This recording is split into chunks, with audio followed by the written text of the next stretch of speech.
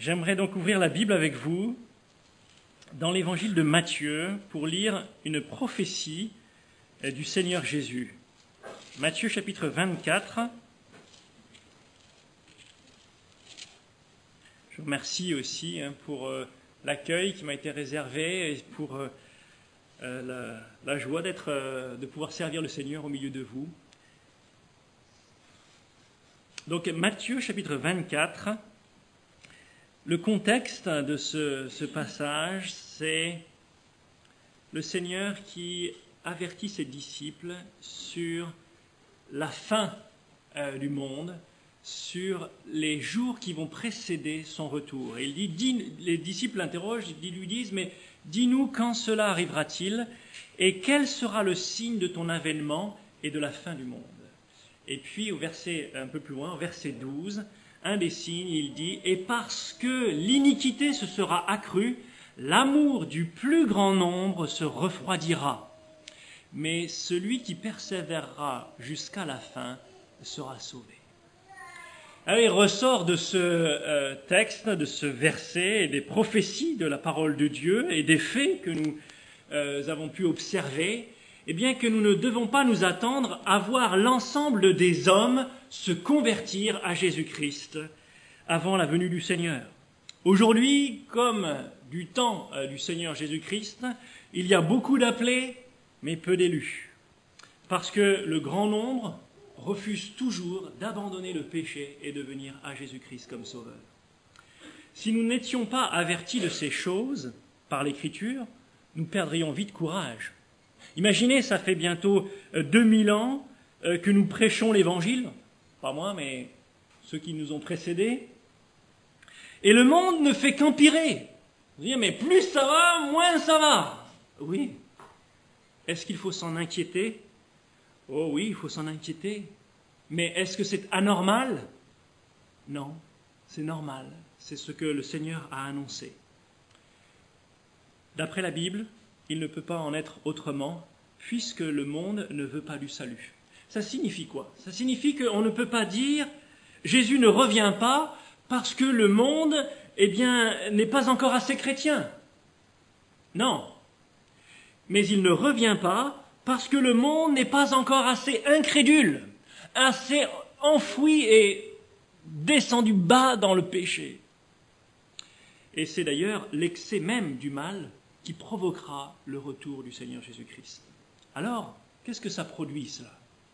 Et pour l'Église, parce que cette prophétie-là, parce que l'iniquité se sera accrue, l'amour du plus grand nombre, et nous, se sera refroidi. Et ce n'est pas étonnant de voir des gens se détourner du Seigneur. Ce n'est pas surprenant que l'amour se refroidisse parmi nous. Pourquoi? Mais parce que nous évoluons dans un milieu qui nous est hostile. Le monde est hostile aux chrétiens. Et cet état de fait va même affecter les croyants et provoquer ce qu'on a appelé l'apostasie. Et l'apostasie, c'est l'abandon de la vérité par les croyants. C'est l'abandon de l'amour du Seigneur par les croyants. La cause, elle nous est donnée ici, au verset 12, parce que l'iniquité se sera accrue. On entend souvent les cheveux blancs dire « Ah là là, à notre époque, ça se passait pas comme ça. Hein. Oh là là, de mon temps, mais on n'aurait jamais permis une telle chose. Non, non, à mon époque, c'était comme ça, et puis on respectait ceci et cela. Et moi, depuis que je suis enfant, j'entends ce discours. Et mes parents entendaient le même discours quand ils étaient enfants. Et il arrive que maintenant, passé la trentaine, je dis, de mon temps, c'était pas comme ça. Mais j'ai l'impression de prendre un sacré coup de vieux quand je dis ça. Mais c'est vrai. Ça n'était pas comme ça. C'est pas une vue de l'esprit, mais c'est parce que l'iniquité s'accroît de plus en plus. Jamais le mal n'a connu une telle apogée qu'aujourd'hui. On dit le monde et le péché remonte à la nuit des temps. Les hommes ont toujours été des pécheurs. Oui, c'est vrai. Il n'empêche que le péché s'accroît. ça n'est pas étonnant que le péché s'accroisse. Pourquoi? Mais parce que les hommes vont toujours plus loin dans le péché. La Fontaine a dit, qui vole un œuf, vole un bœuf. C'est-à-dire qu'on va toujours plus loin, et toujours plus loin. Et donc depuis des générations et des générations, eh bien on va toujours plus loin dans le péché. Et aujourd'hui, les hommes sont sans loi. Le terme ici pour iniquité, c'est le terme grec qui anomia, c'est-à-dire l'idée de sans loi, d'être sans loi. Et l'antéchrist est appelé l'homme d'iniquité, c'est l'homme sans loi. On a vu ça hier, qui rejette les lois de Dieu pour instaurer des nouvelles, les siennes, les lois du péché.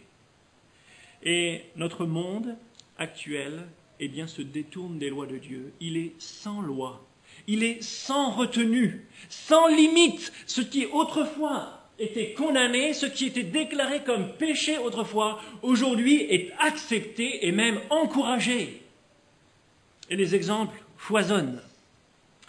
Ils rejettent les lois et donc l'immoralité s'accroît de nos jours comme jamais auparavant.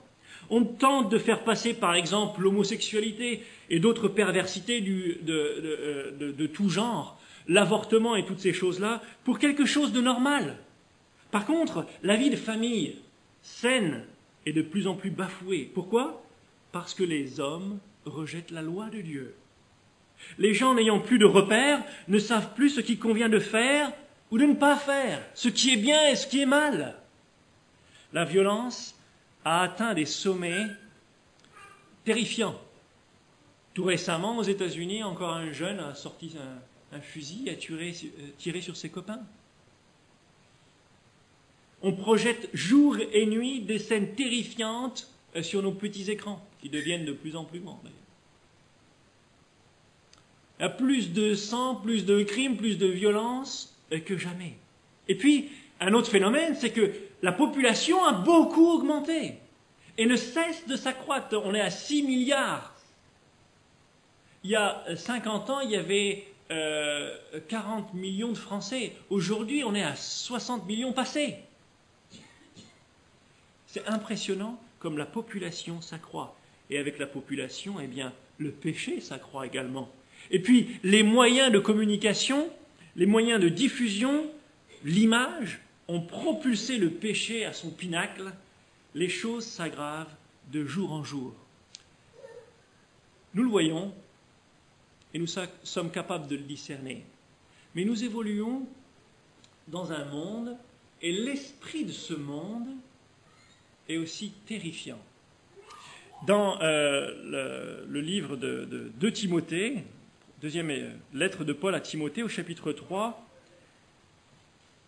il nous donne les 19 traits caractéristiques de l'humanité des derniers jours.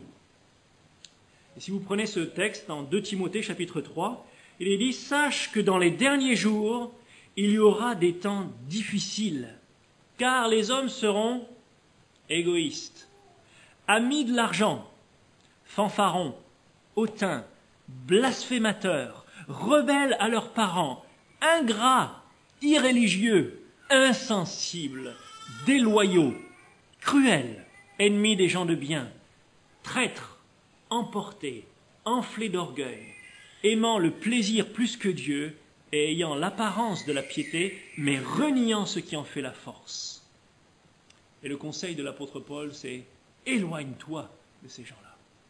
Quand on vit dans ce monde, eh bien, on est tout le temps plongé dans l'esprit de ce monde. Et ça, c'est la volonté de Dieu, que nous soyons dans le monde et que nous évoluions dans le monde. Le problème, c'est que, simplement, en évoluant dans le monde, eh bien, on est affecté par l'esprit de ce monde. Et ça joue sur l'amour qu'il peut y avoir dans nos cœurs pour le Seigneur et l'attachement. C'est-à-dire, quand j'ai 4 enfants, j'ai 2 garçons, 2 filles, mais j'ai un garçon manqué aussi, et puis une qui a que 3 ans. Alors, dès qu'on les envoie jouer, ils reviennent sales. Mais alors sales, ils aiment le football, ils aiment le rugby, et voilà. Donc, s'ils peuvent se jeter par terre, c'est... Quand on les envoie dans le monde, c'est-à-dire dehors, on sait que quand ils vont revenir, ben, il va falloir astiquer et passer sous la douche et nettoyer tout ça. Mais c'est normal.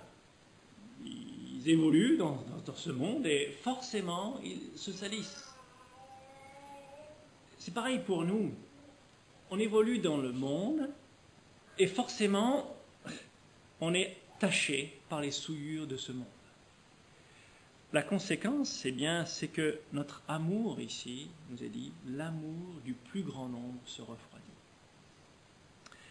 Baigné constamment dans un milieu hostile aux chrétiens, eh bien, il est très difficile de ne pas être affecté par un tel milieu. Si vous plongez quelqu'un dans un bain glacé, aussi bouillant soit-il, arrive un moment où il commence à tomber en hypothermie.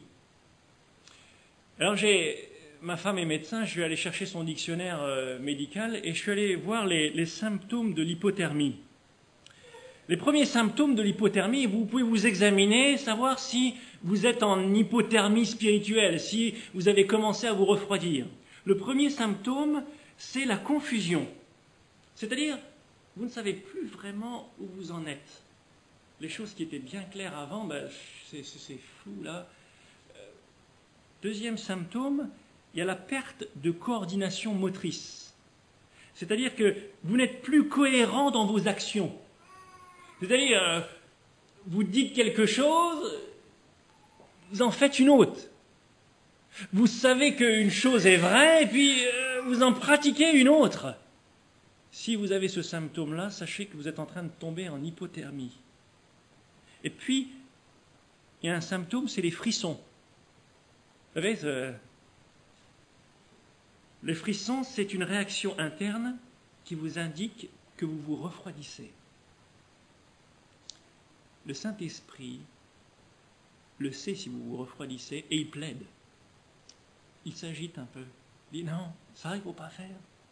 Non, n'agis pas comme ça. Vous êtes troublé c'est que vous êtes en hypothermie. Si vous résistez au Saint-Esprit, à ses appels, à ses frissons, eh bien, vous allez tomber progressivement dans un coma léger. Le coma léger, c'est vous ne réagissez plus. C'est-à-dire, vous êtes encore conscient, les choses, vous êtes incapable de les entendre, mais vous ne pouvez plus y réagir. C'est-à-dire que vous entendez la parole de Dieu, vous la lisez, mais elle n'a plus d'effet sur vous. Vous commencez à être indifférent aux choses de Dieu. Vous pouvez entendre des témoignages de conversion, vous pouvez lire le récit de la passion de Christ sans que votre cœur en soit touché. Et puis, après, un autre symptôme, c'est l'abolition des réflexes. C'est-à-dire que vous n'avez plus de réflexes pour vous empêcher de commettre des choses dangereuses. Vous avez la perte des sens. Vous faites des choses que vous ne devriez pas faire. Vous faites des choses qui sont dangereuses pour votre âme. Vous le savez, mais vous n'avez plus les réflexes de ne plus les faire. Vient ensuite la rigidité musculaire. C'est-à-dire que là, vous avez beaucoup de mal à bouger. Oh, les choses spirituelles sont tellement difficiles. Venir à l'église, vous ne pouvez plus. Ouvrir la Bible, c'est un effort terrible. À prier, vous êtes paralysé. Là, c'est très grave. Et quand vous avez cette rigidité musculaire, quand vous arrivez finalement à faire un geste, il est maladroit, il est dur.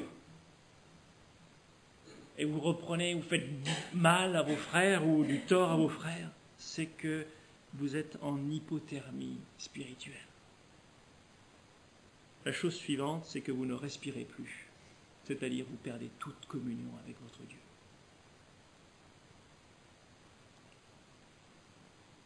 La suite, c'est la mort. Votre cœur cesse de battre. Vous mourrez.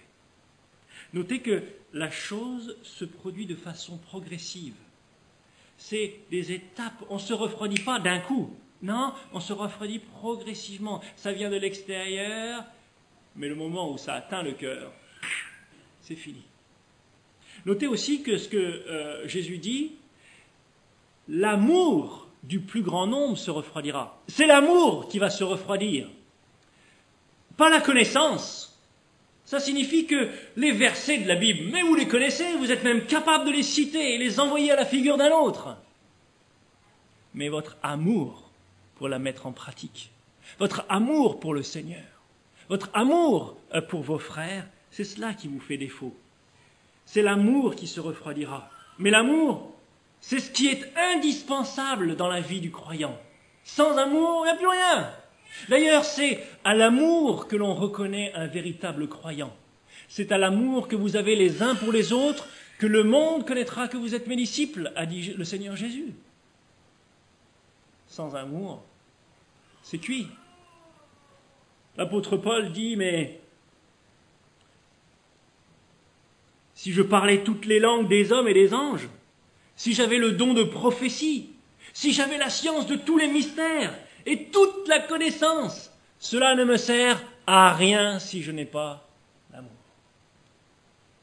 Et même si j'avais la foi jusqu'à transporter les montagnes, si j'avais toute l'abnégation, une abnégation totale, cela ne me sert à rien si l'amour n'est pas là pour motiver mes œuvres. Le Seigneur a inspiré à l'apôtre Paul ce chapitre 13 de 1 Corinthiens. Ça vous avait jamais frappé que Dieu ait donné ce chapitre extraordinaire aux Corinthiens? Les Corinthiens, ils étaient impatients. Les Corinthiens, ils étaient mécontents.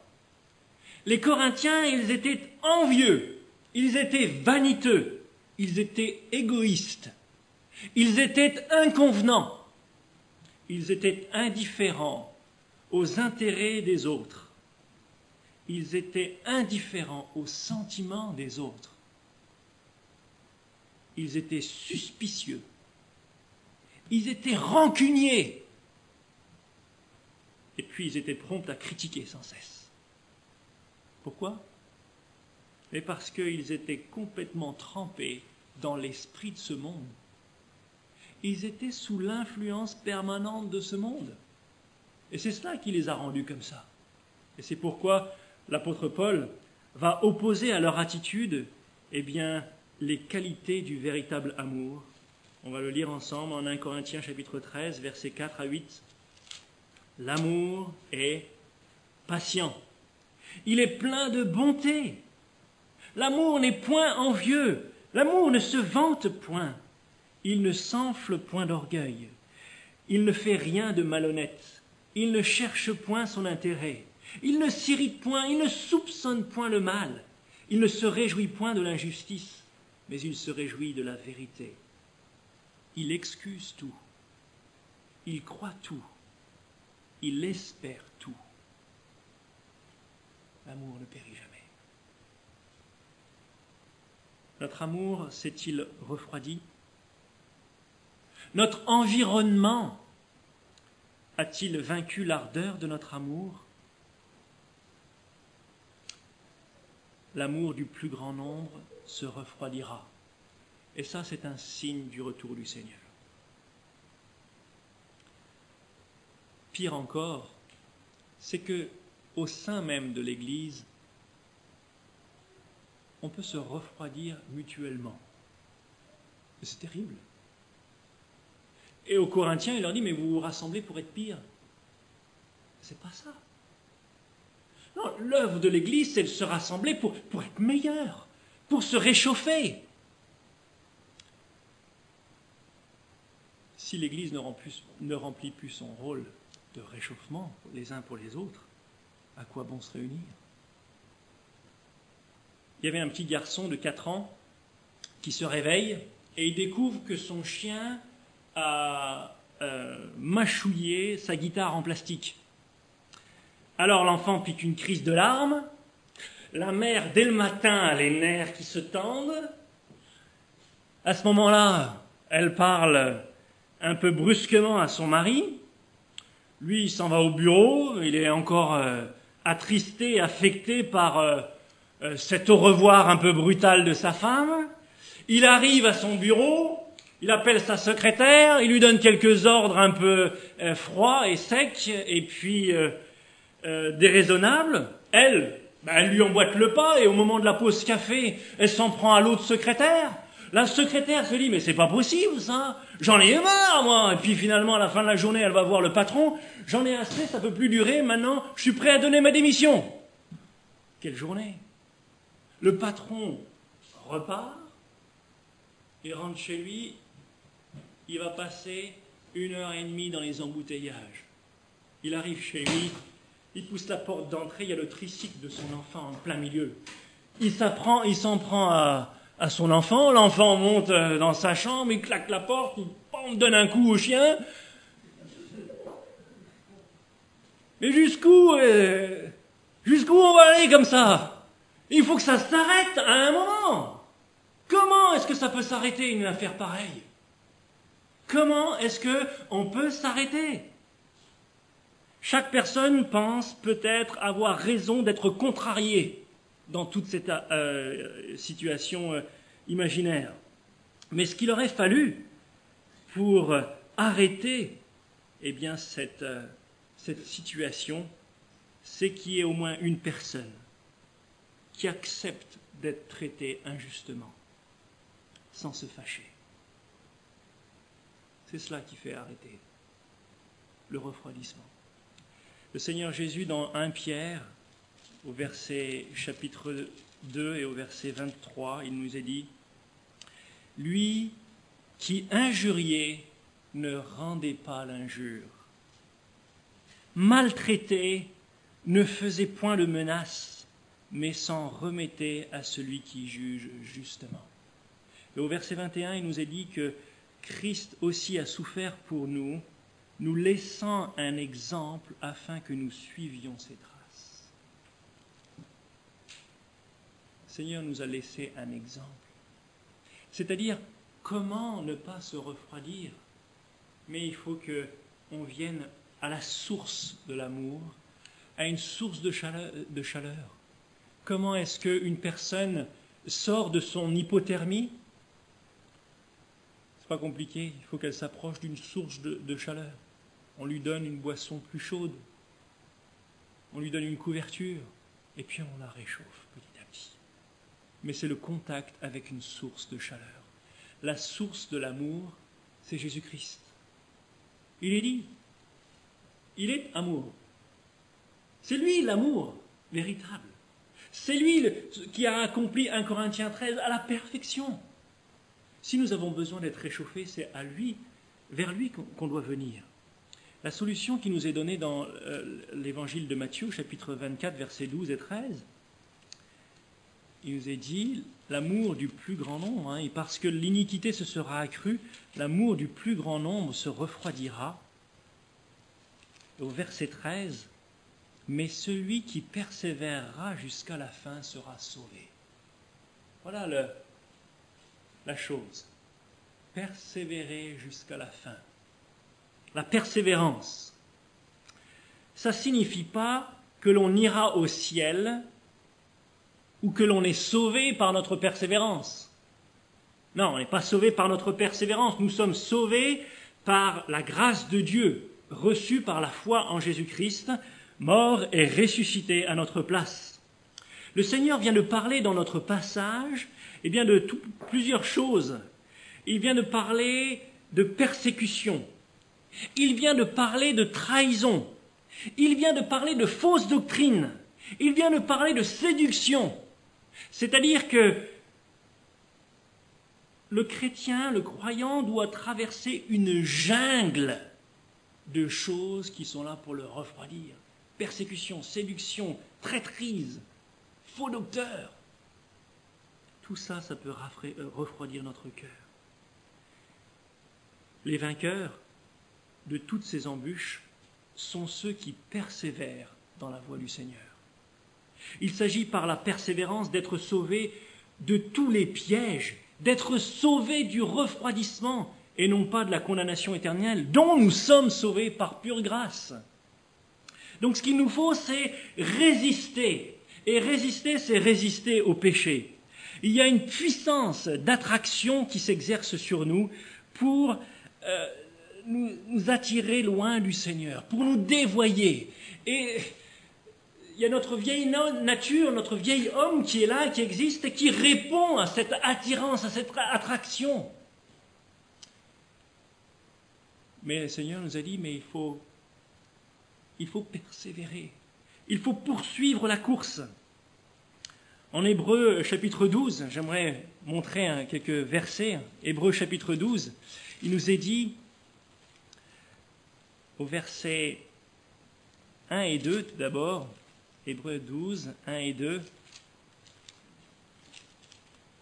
Nous donc aussi, puisque nous sommes environnés d'une si grande nuée de témoins, il vient de parler de tous ces héros de la foi du chapitre 11, rejetons tout fardeau et le péché qui nous enveloppe si facilement et courons avec persévérance dans la carrière qui nous est ouverte, ayant les regards sur Jésus qui suscite la foi et la mène à la perfection. En échange de la joie qui lui était réservée, il a souffert la croix, méprisé l'ignominie, et il s'est assis à la droite du trône de Dieu. La vie chrétienne, c'est une course. Beaucoup nous ont précédés et l'ont couru avec foi. Ils sont nos modèles. Ils nous donnent un exemple élevé à imiter. Cette course nécessite de la discipline et de l'endurance. Nous devons nous débarrasser de tout ce qui nous encombre. Il est dit ici, rejetant tout fardeau. Vous savez, les fardeaux, ce sont toutes les choses qui nous empêchent de faire des progrès spirituels. Ce ne sont pas forcément des choses mauvaises. Ce ne sont pas des choses qui sont mal en soi, mais ce sont des choses qui nous freinent, qui nous retiennent. Et quand on veut s'élancer dans la course du Seigneur, eh bien, il y a des choses qu'on doit laisser. Aux Jeux Olympiques, il n'est pas interdit à aucun coureur de partir avec une bouteille d'eau, de partir avec un casse-croûte et une toile de tente pour faire le 100 mètres. Il n'y a rien, aucune règle n'interdit ces choses-là. Mais on ne voit pas les coureurs avec une tente et un sac à dos pour courir un 100 mètres, ni une bouteille d'eau et un sandwich au cas où ils ont un... Non. Pourquoi? Parce qu'ils ont rejeté tout fardeau, tout ce qui pourrait les empêcher de courir la course. Eh bien nous aussi, si nous voulons persévérer, il faut rejeter toute chose qui nous empêche de nous consacrer au Seigneur.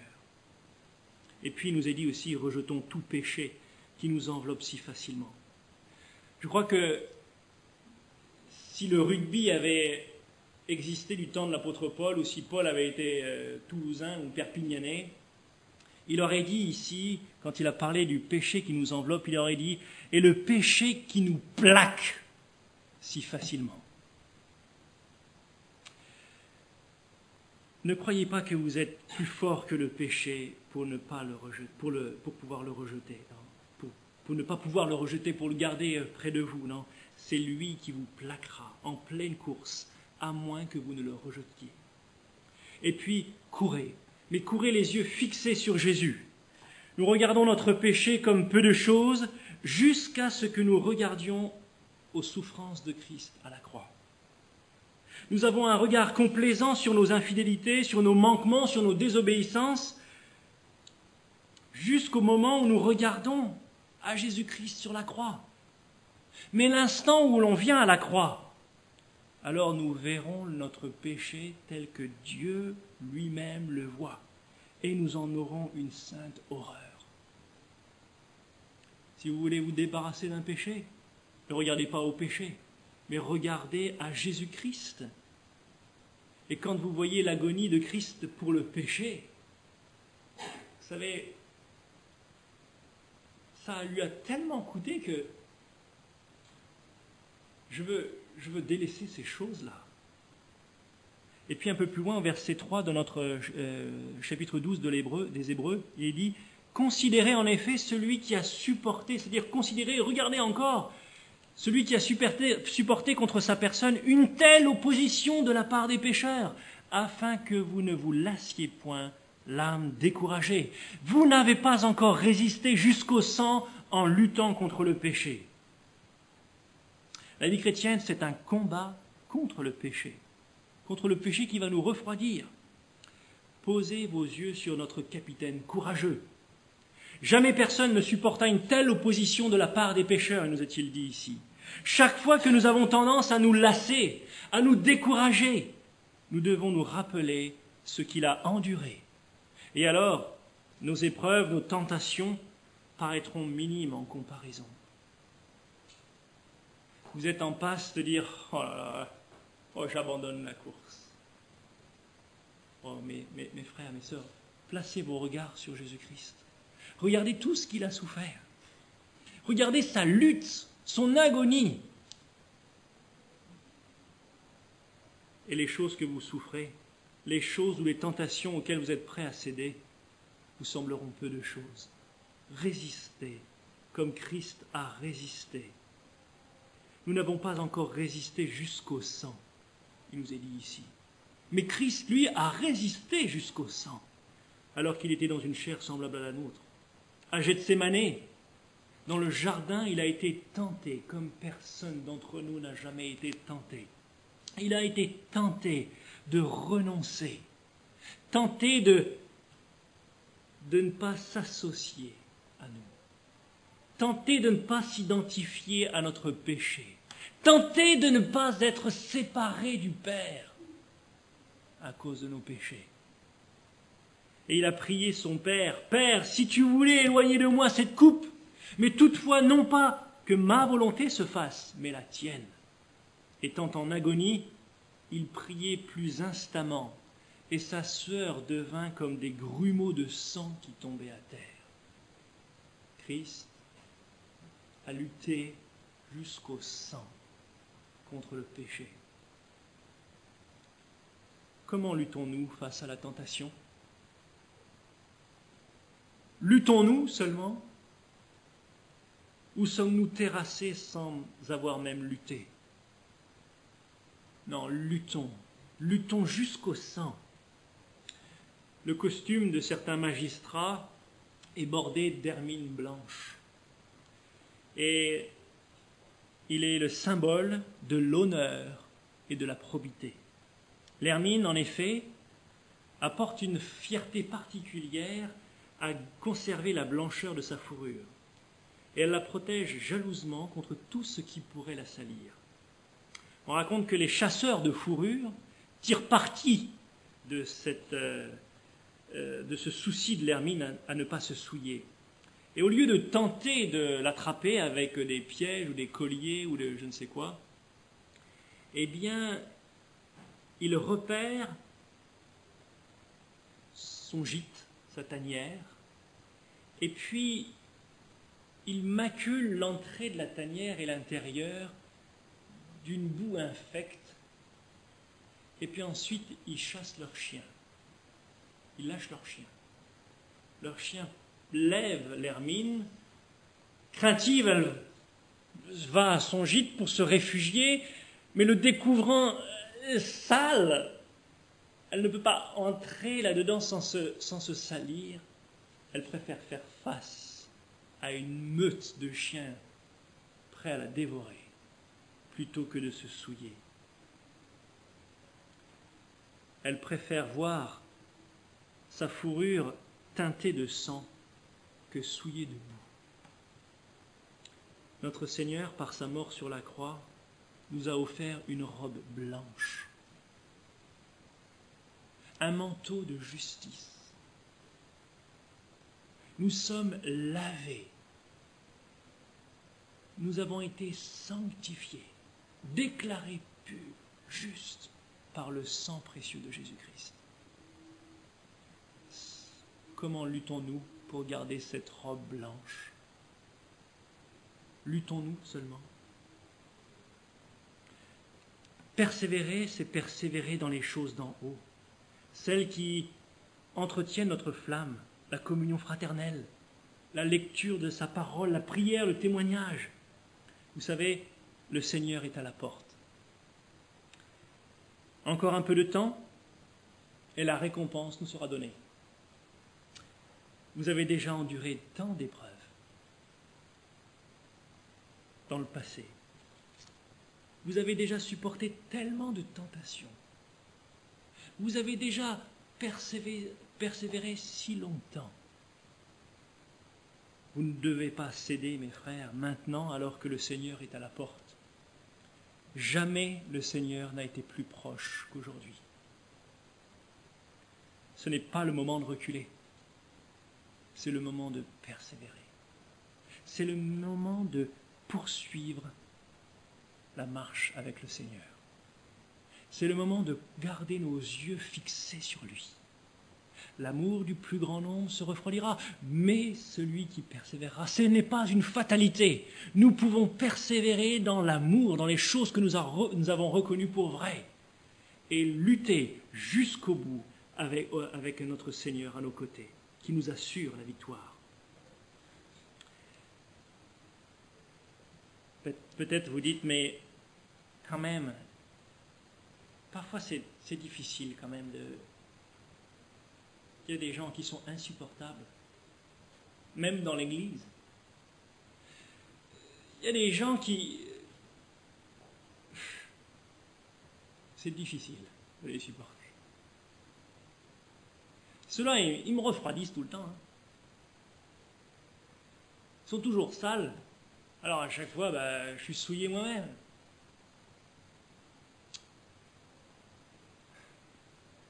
Est-ce que ma femme, quand elle voit mes fils revenir du stade de rugby, alors qu'il vient de pleuvoir pendant 3 jours juste avant,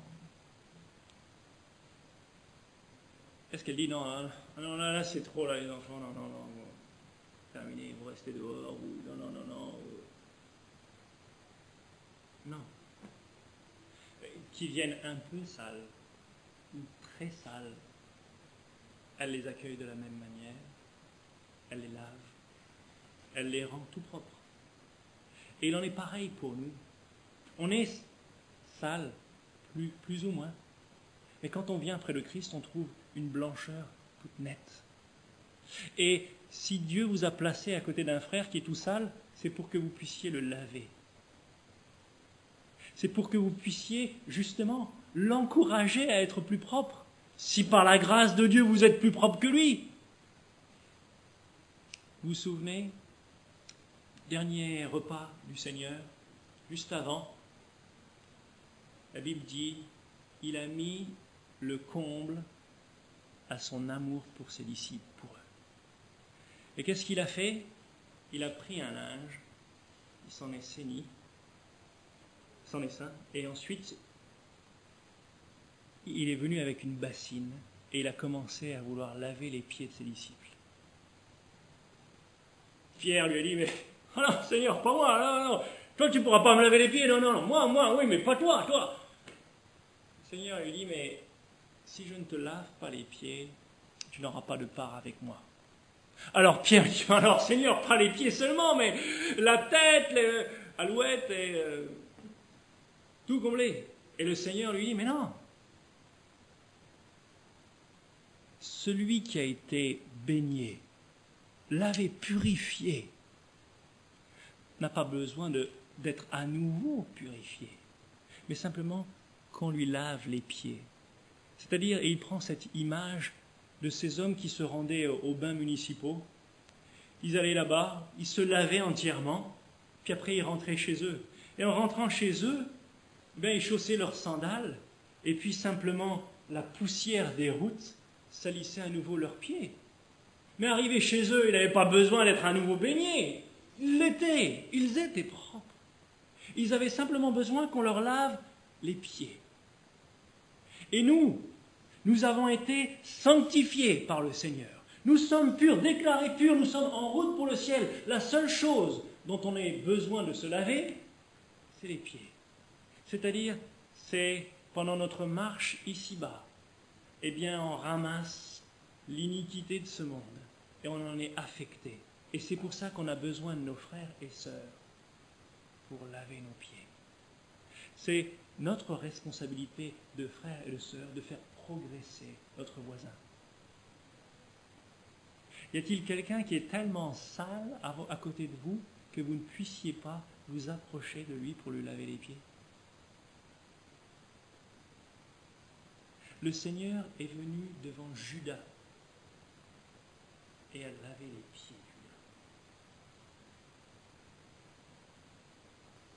Est-ce qu'il y a quelqu'un que vous n'êtes pas capable de pardonner?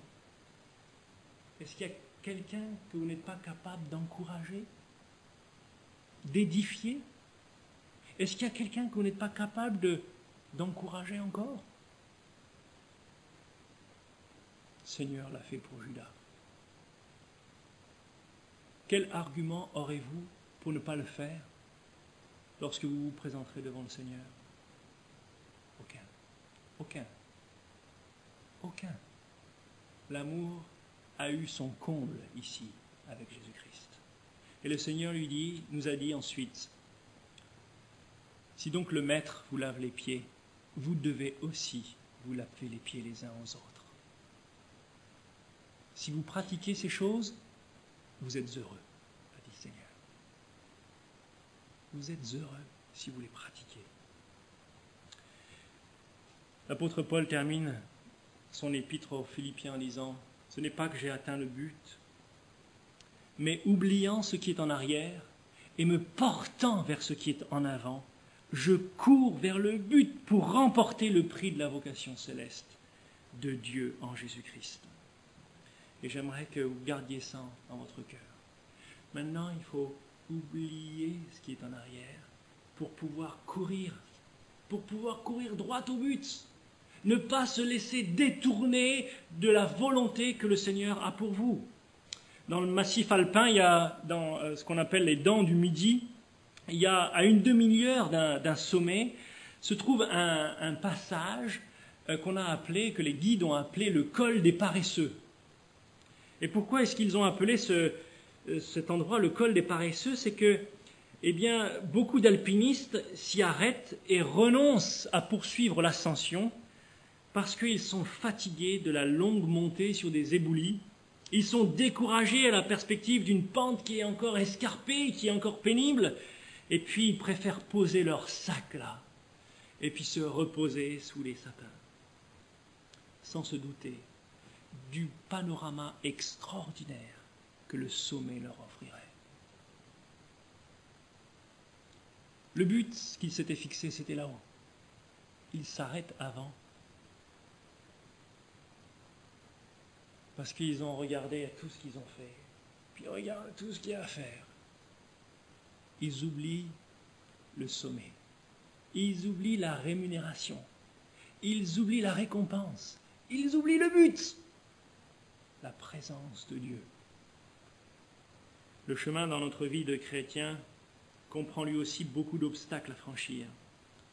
Les choses terrestres, les soucis de la vie, les exigences du travail, les tentations du péché, les difficultés que l'on peut rencontrer, diverses dans une église, sont autant d'embûches qui peuvent nous empêcher d'achever victorieusement notre course, c'est-à-dire d'accomplir la volonté de Dieu. Pour ne pas nous arrêter, nous avons besoin, comme l'apôtre Paul, d'oublier les choses en arrière. C'est-à-dire, oubliez vos chagrins passés. Mais n'oubliez pas la consolation de Dieu. Oubliez vos erreurs passées, mais non pas la miséricorde de Dieu envers vous. Oubliez les blessures passées. Oubliez les injustices passées dont vous avez été victime. Mais n'oubliez pas le secours de Dieu. Alors dans ces cas-là, on est prêt à persévérer, à poursuivre. C'est-à-dire que toutes les difficultés du passé sont devenues nos atouts On a connu la consolation, on a connu le secours de Dieu, on a connu sa miséricorde. Mais alors on est armé pour poursuivre la course. Et c'est ce qui doit nous motiver, les uns et les autres, dans notre vie de croyants.